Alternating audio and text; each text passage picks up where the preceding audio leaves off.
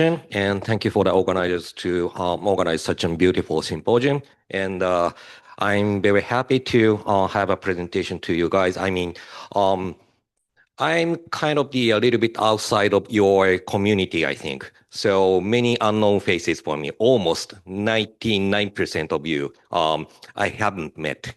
So nice to meet you.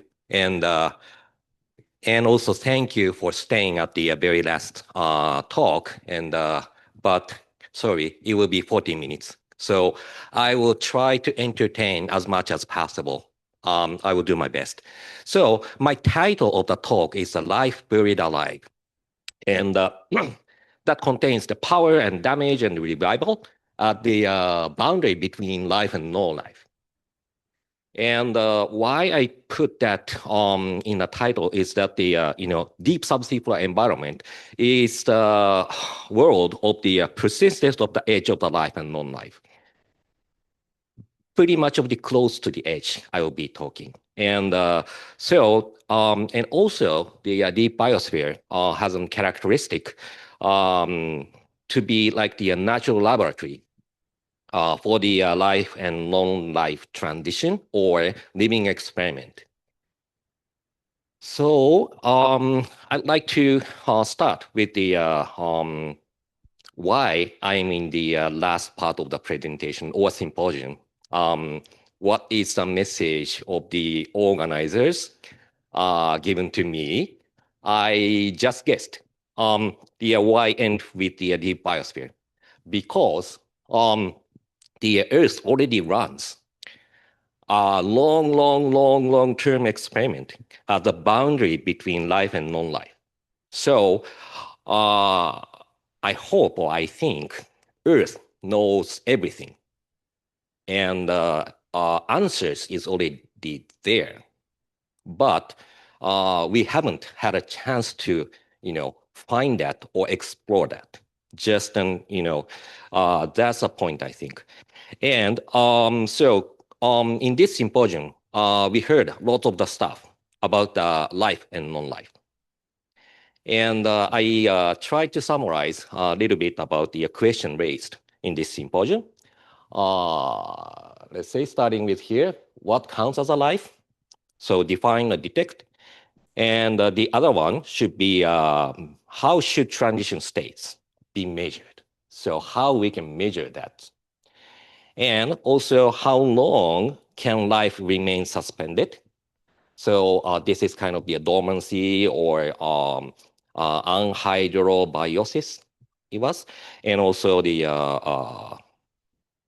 other one, I forgot, but the sleeping beauty like stuff. And the other one could be the what is the minimal for the staying alive. So what is a minimal state? And how does life persist or re-emerge? So that was another point somehow raised. And our deep biosphere could tell something about these. So number one, growth is not required for life to persist in the subsea environment. I will be talking more on the latter part. And also activity and integrity and revival do not always agree. So that is pretty much of my experience. I have been studying the subsea biosphere for 20 years and continuously finding that one. And cells can persist through million-year burial. So even 100 million years. And life can persist near the energetic minimum. So that will be another topic I will touch at the, I think, very last part of my presentation, I think. And heat and geochemistry can reactivate and reshape buried life. So there is another point that the heat itself can kill the microbes, but it could also energize microbes. So those 2 points are something like going towards together. And one of the potentially most important point is that when observable activity approaches to the very close to zero, then what we can define that life to be like. So in the first of the symposium, Himouka-san should have said that the critical point of the life is the growth or replicate or Darwinian evolution. But when it's come to just stay, doing nothing, so can we say that it's life or something different? So that is a very big question I'm trying to put in your mind. So the old alive, not quite old, but the current alive dead binary, I mean the boundary start to wobble. So get unclear. So let me explain a little bit about the deep subsea floor environment. So burial turns into a space into time. So sediments are formed at the seafloor. So this is a cartoon. So from the marine environment, marine snow, so the dust or the dead cell body of the plankton slowly sink down to the seafloor. That is the source of the subsea floor sediment, so mud. And it continuously fall down. So the sediment formation gets thicker and thicker by time. And that makes the compaction of the deeper portion of the subsea floor. And another point is that, like this cartoon, microbes are trapped in the sedimentary regime. So they cannot move or transported by any other pores. So just stay there and survive. That's it. So burial makes the deep subsea floor biosphere as an history-preserving habitat with very, very slow exchange. So it is not quite isolated, but just a diffusive force can do something.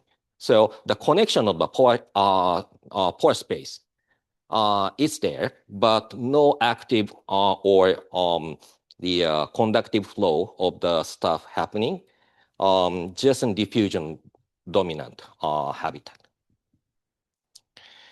And that may be very much challenging, but alive or dead could be wrong question. Why?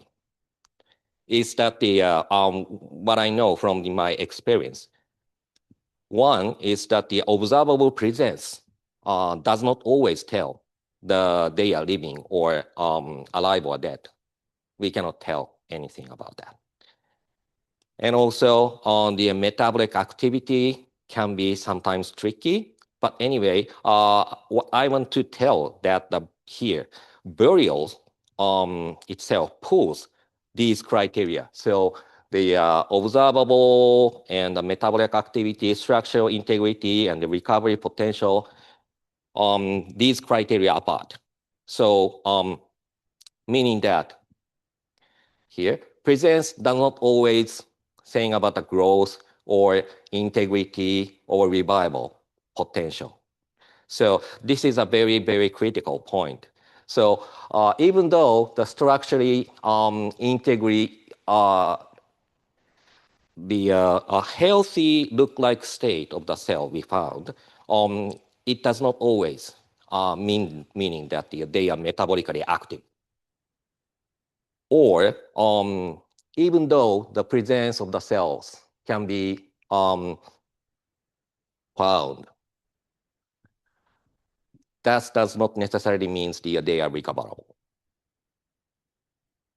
So those kind of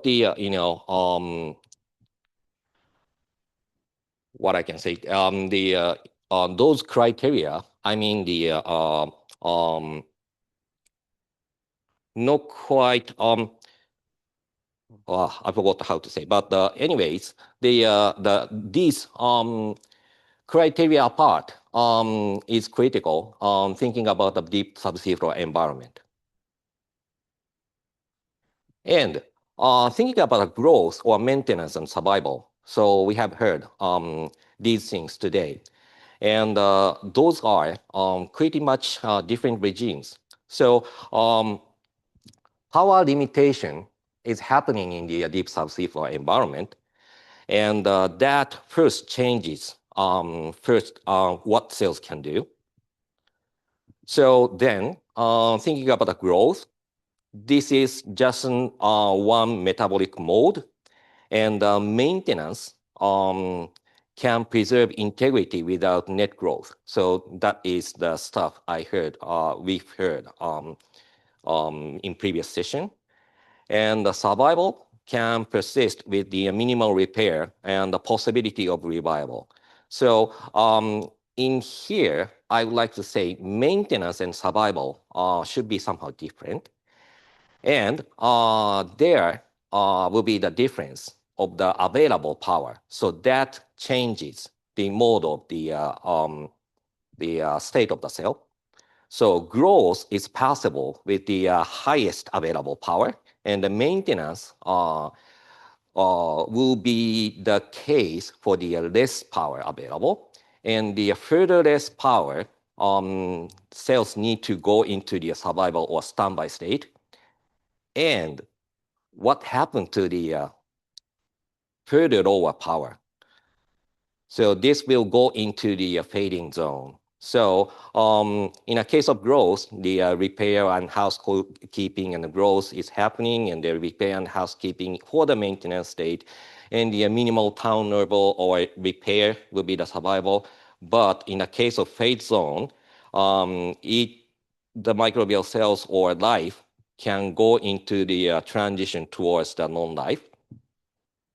So the next slide, I'd like to say where does the deep biosphere sit on this continuum?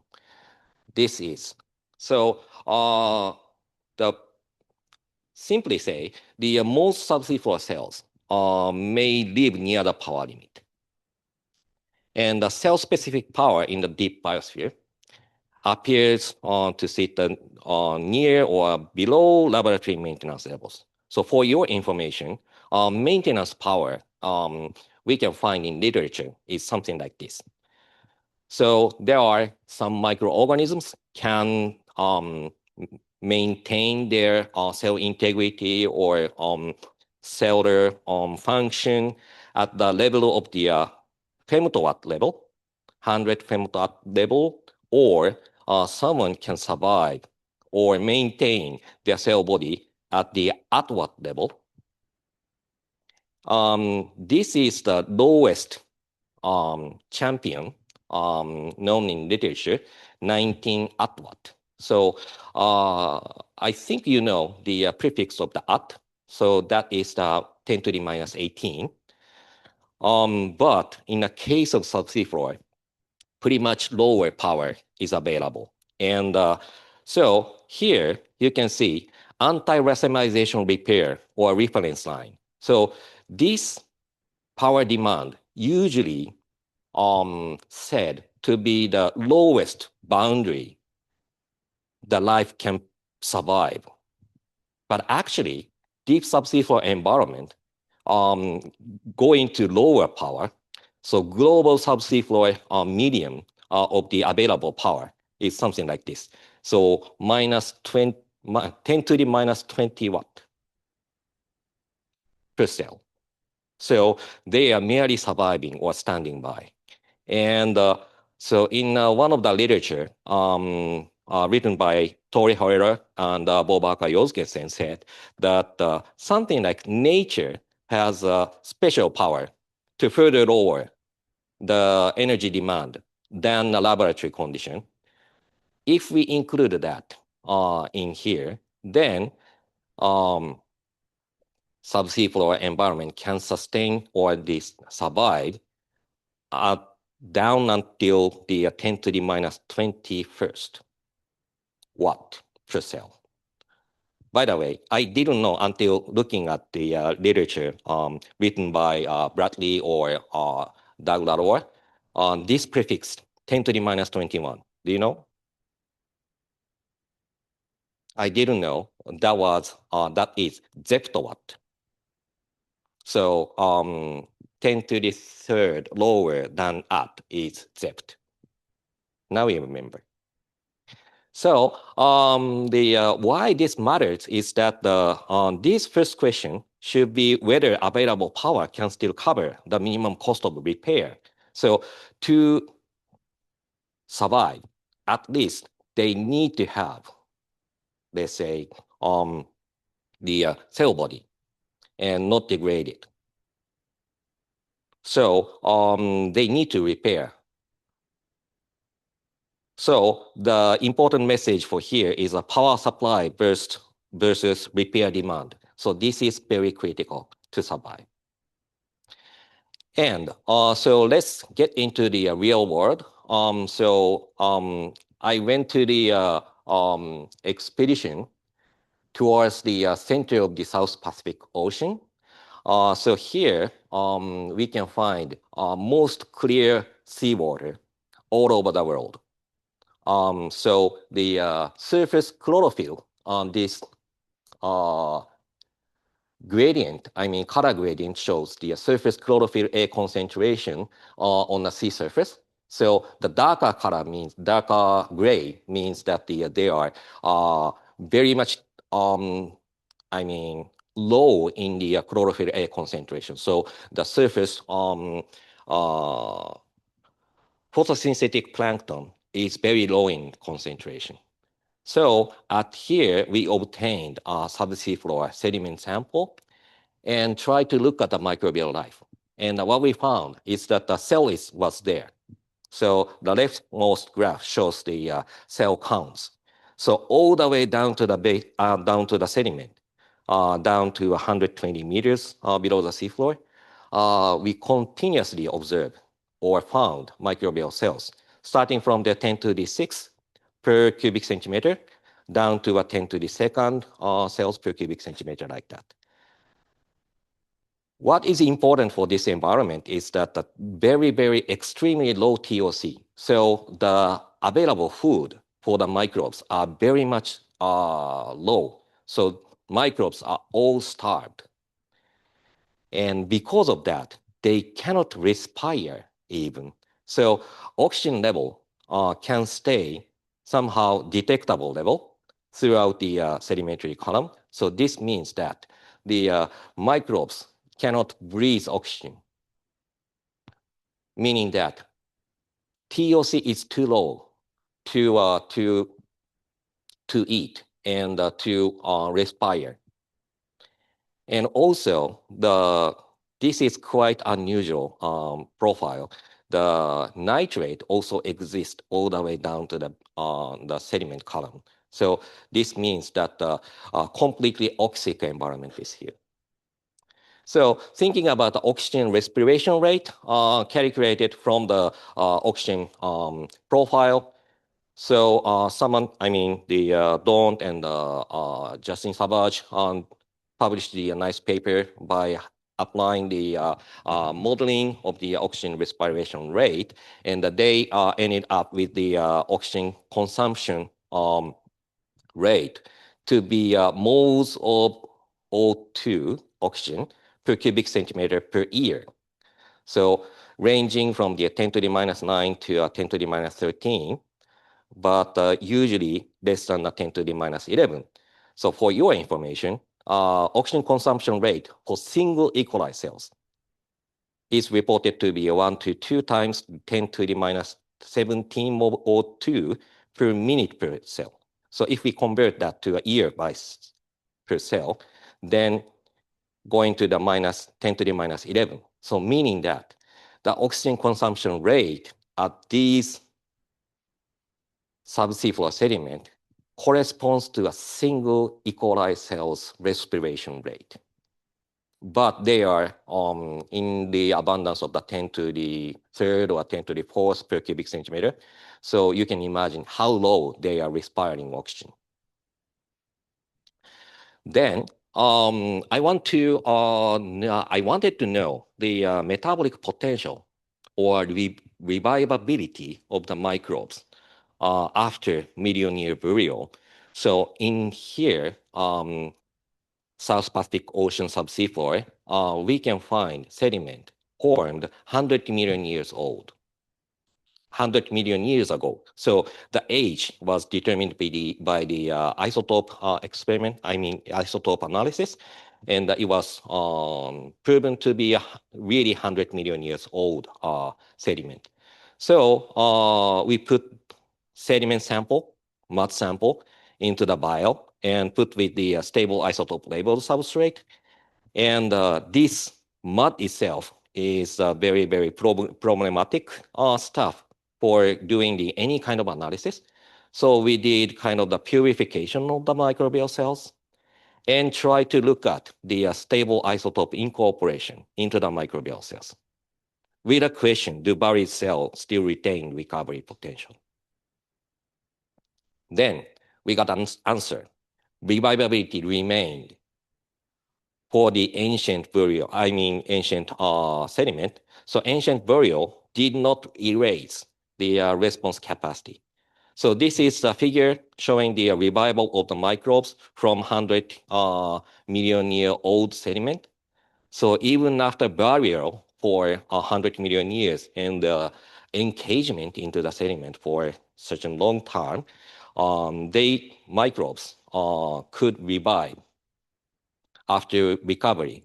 And the key result is that so many responded rapidly after incubation. So it took, let's say, a few weeks to get them grow.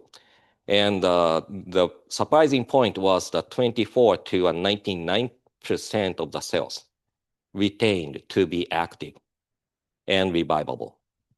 So it could mean that the very low activity is not same as non-life. So even though they are not respiring oxygen and starved so much, unable to do any kind of the metabolism, but that doesn't mean there are non-life. Still, revival potential exists and matters. But that does not always happen throughout the subsea floor environment. So different type of the environment exists. So this is the NATZ. So NATZ means the nitrate ammonium transition zone. So this is a sediment case of the North Sea, where the nitrate penetrates down to the sediment column, and the upward flux of the ammonium happens. And nitrate ammonium transition zone exists in between. So what happened is that the local power supply peaks in the overlapping zone, like here. So why is that? Is the anamox activity. So anaerobic ammonia oxidation activity predominating here. And evidence points to in situ growth in the 80 kilo-year-old sediment. So even that the old sediment and very starved environment, local geochemical transition can push buried cell back to towards growth.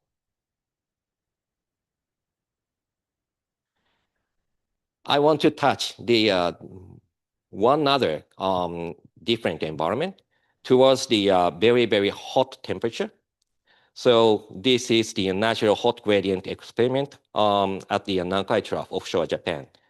So at here, there is exceptionally high heat flow. Heat flow means the flowing heat, but it is the indication of how steep the temperature gradient down to the sedimentary column exists.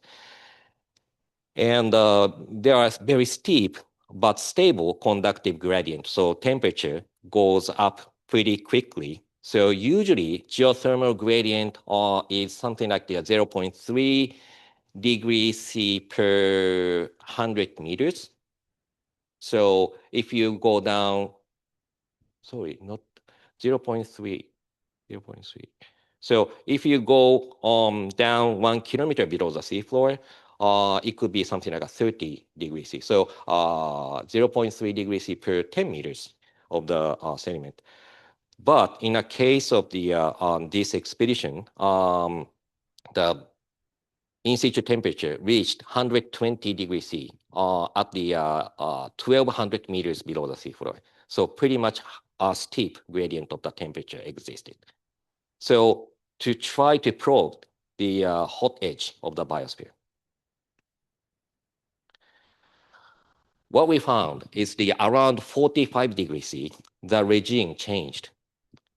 So above this range, the hot subseafloor stopped behaving like the simple low power burial system, like we observed on the South Pacific Ocean sediment. So what we found is that towards the 45 degrees C in situ temperature, the decrease of the microbial cells happening. So this shows the cell abundance towards the depths of the sediment. And in between, there are some fluctuation observed. And there are no detectable cells zone in something around the 90 to 100 degrees C. And what was surprising is that the cell rebound towards the 120 degrees C. So we don't know still what is happening right here. And what we also observed is that the dipicolinic acid-based spore detection that was successfully applied to the subseafloor sediment. And what we observed is that the increase of the dipicolinic acid on the way going down the cell decrease. And also at this level of the temperature, the highest the dipicolinic acid was observed. So temperature starts to dominate repair economics. So the end spore could be, germinated at the very deep and hot zone because the cells anymore exist in here and they could revive at this region, we are thinking. So pivot from the starvation-dominated persistence to a damage repair problem. So the change the regime happens. And the life persists deeper, but a little bit differently, what we learned from this exhibition as well. So hot subseafloor communities remain active, but not in the same mode as cold-buried communities. So what we observed in here is that the activity of the microbes. In here, the radioactive tracer was used to measure the microbial activity metabolizing methane and the sulfate. And this plot shows the detectable activity detected throughout the sedimentary column. This pink shade means that the activity that can merely sustain their just survival. So required energy going high because of the temperature increase.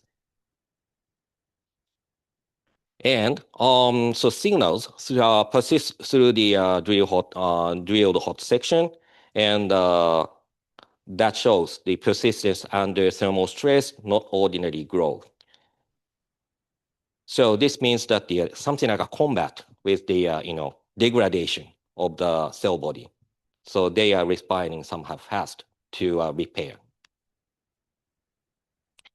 And so this says that the rapid turnover is the repair build. So it is critically required to metabolize faster on the case of the temperature is high. So high activity here does not mean comfort, unfortunately, because thermal damage accumulates above 45 degrees C. So they say like Arrhenius plot, what we heard in the yesterday's session, more energy must be invested in repair and integrity. And the fast turnover can be the cost for not fading into irreversible loss, falling into irreversible loss. So they are forced to invest most of their energy metabolism only to maintain cell integrity and cell function. So this is a very famous paper written by Price and Sowers. So power demand increases with the temperature.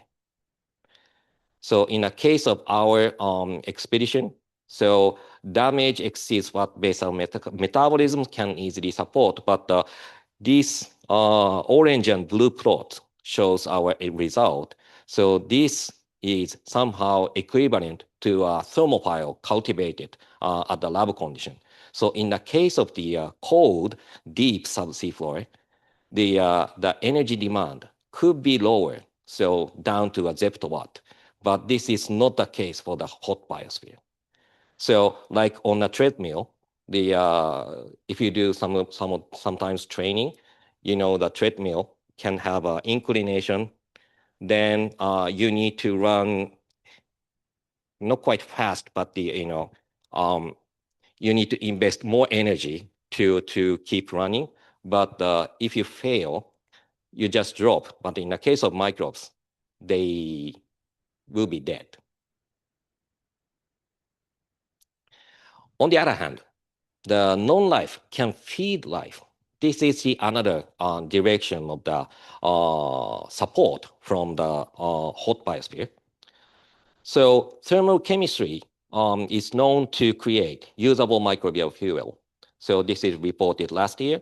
By the way, this figure is created by AI, so nothing to do with the paper. But anyway, what is important message from that paper is that if you treat the subsea floor sediment, this is experimental result. At the lower temperature, not that much usable stuff is released, but if you treat sediment at higher temperature, something like a very easy use labile organic matter or even hydrogen can be created abiotically. That is important.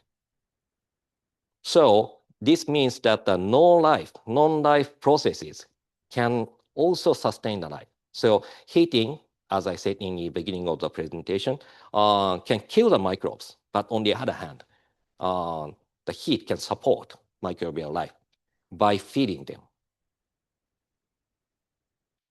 Then at the very hot biosphere, whether the evolution or filtering or just survival is the dominance mechanism to select community. And the community change we learned from the deep biosphere does not imply a single mechanism.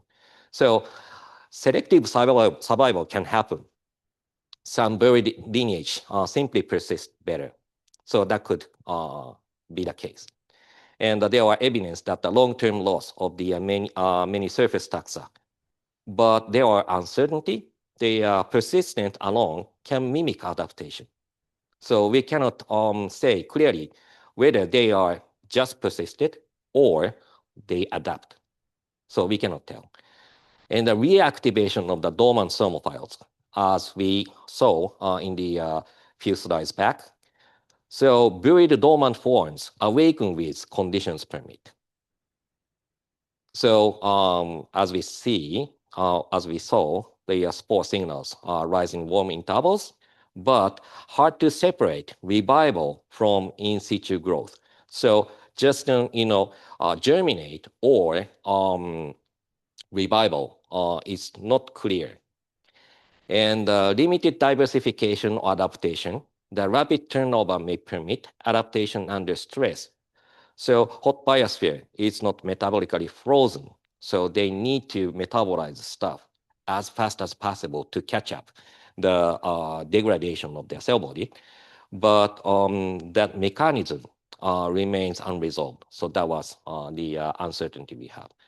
So these mechanisms, important message is that are not mutually exclusive. So they are combined manner the controls the life.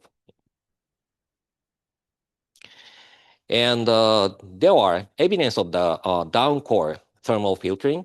So this is the another expedition I joined in 2019 offshore Mexico.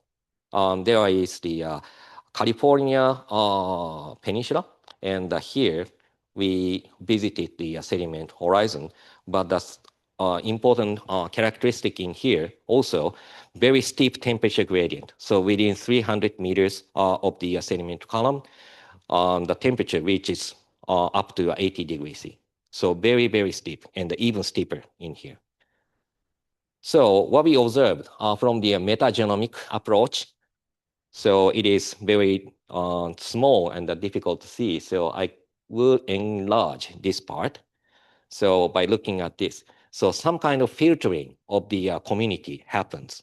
So leftmost part says the cool region and the approach to the warm and hot. So apparently diversity decrease and the some survivors or emergence of the thermophile-like stuff happen. So filtering becomes stronger with depth and heat. And also community change is real, even if mechanism remains mixed. And I cannot include that in this presentation, but we successfully obtained 15,000 single cell genome. So we are now looking at for genome, that genome for the evolution towards the temperature gradient. So this is kind of the summary like stuff. So phase space for the life and non-life transition. So in this figure, you can see the y-axis is the damage rate, and the, sorry, this is a little too small, but the available power. So so this is less power and more power. So the direction should be opposite. But, in the case of high power, growth dominated, of course, and the maintenance happens at the lower power, and the standby revival and the repair limited survival. And what we saw from the deep subsea floor could be plotted somewhere like here. So the cold low power systems can remain on the life side through standby and revivable, but the hot systems survive only if repair keeps up with damage. So if the keeping up fails, irrecoverable loss state, the life will enter. But the important thing is that this zone is something like the transition, not the line, but the zone. So in terms of the damage and the available power. So this is the kind of the last slide, but the boundary is not quite the single line, but I would say that could be the transition zone. So whatever the mechanism, burial and temperature strongly reshape the community with depth. And burial pushes the life towards non-life, but not all the way at once. So gradually happening. And survival depends on the balance between power supply and then the repair demand. And transition zone, shaped by time, temperature, and revivability. So this means that the burial does not hide life, but it reveals how life ends slowly. And I would like to continue a little bit more. So this is kind of the future project. So go beyond. So like the session title. So we have had opportunity to tackle to the temperature limit by the 3 different expeditions, but all failed to not quite fail, but not necessarily reached to beyond the life zone.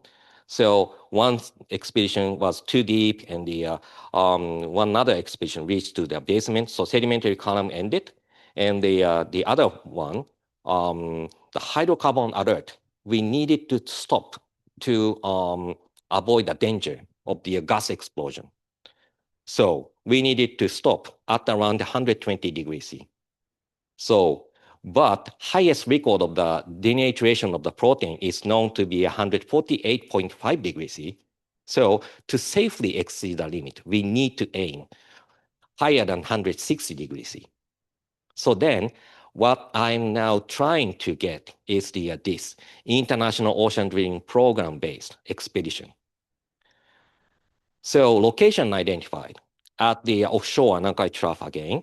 So we have we could find the very steep temperature gradient reaching to the 190, 170 to 240 like stuff within a sedimentary column. And the location is something like this. And so this is the proposal I've already written and submitted to the IODP cubed structure. So the discussion is welcome from all of you. So the input will be welcome. And one more thing. So we are doing the something like the training course for studying the life in the difficult sample. So the JDISC, Japan Drilling Earth Science Consortium, hold the deep life course. So it is usually held in summer. So if some of you are interested, even not a student, the professional researchers, it's possible to participate. Please look at the JDISC homepage. And this is acknowledgement. And thank you for your kind attention.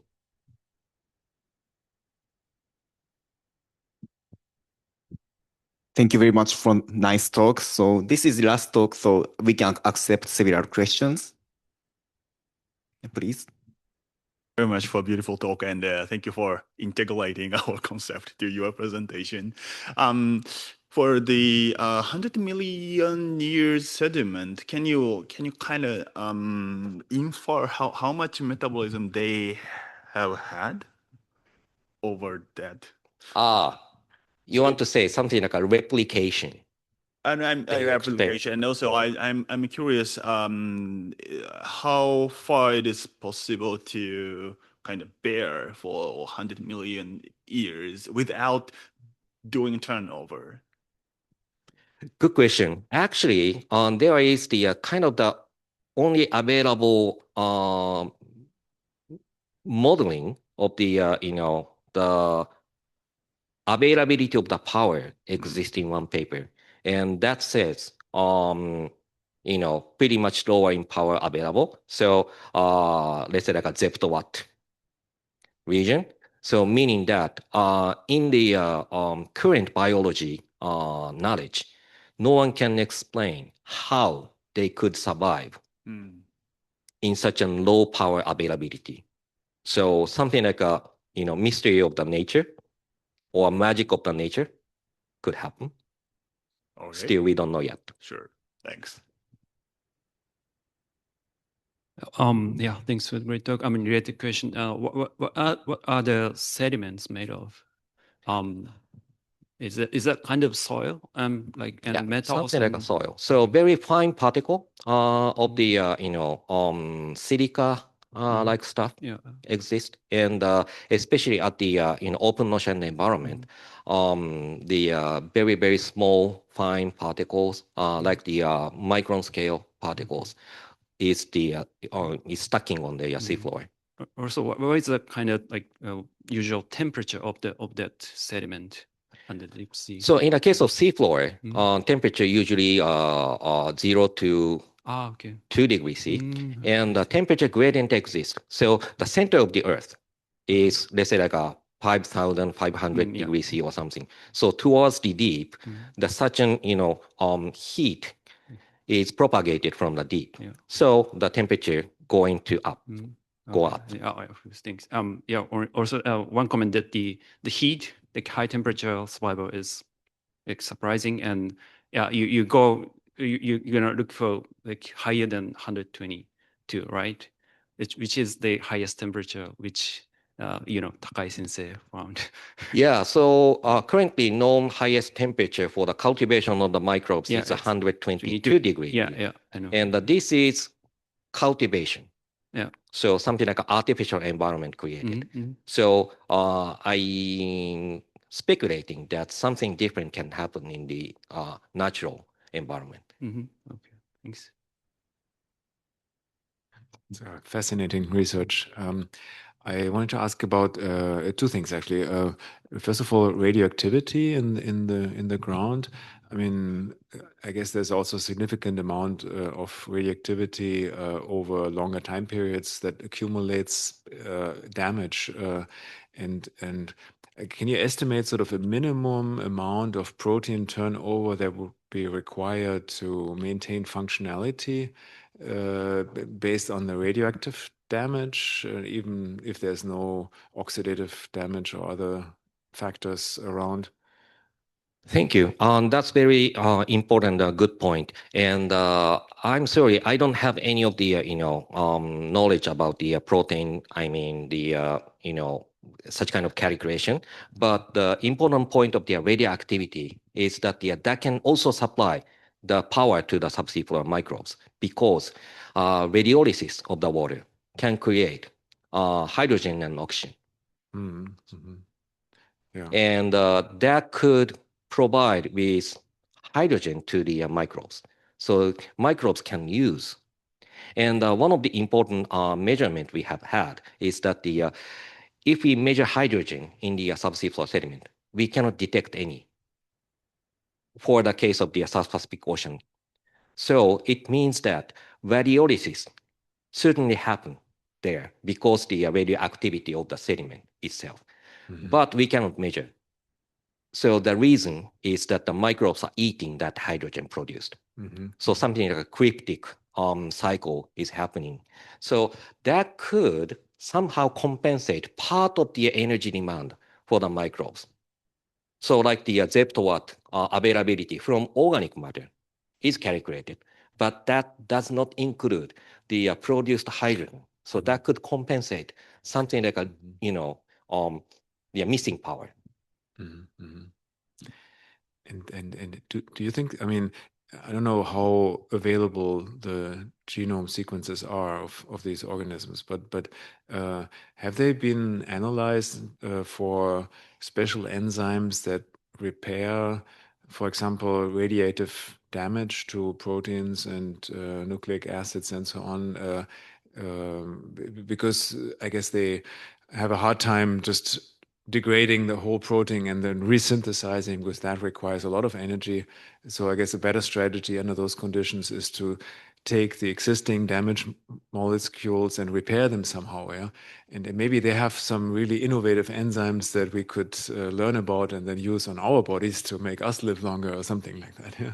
Thank you. Yeah. That's also a very important point. And there are 2 points. So one is the DNA analysis of the subsea floor microbes are very, very challenging.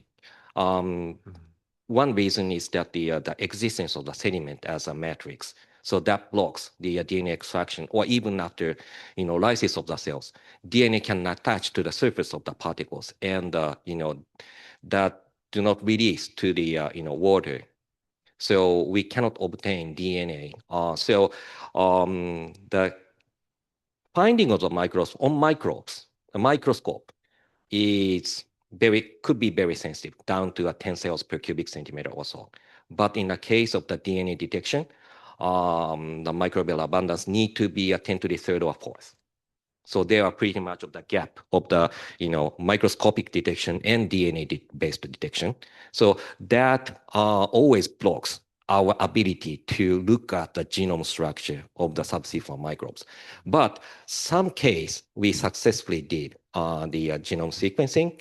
Then in the case of the steep temperature case, so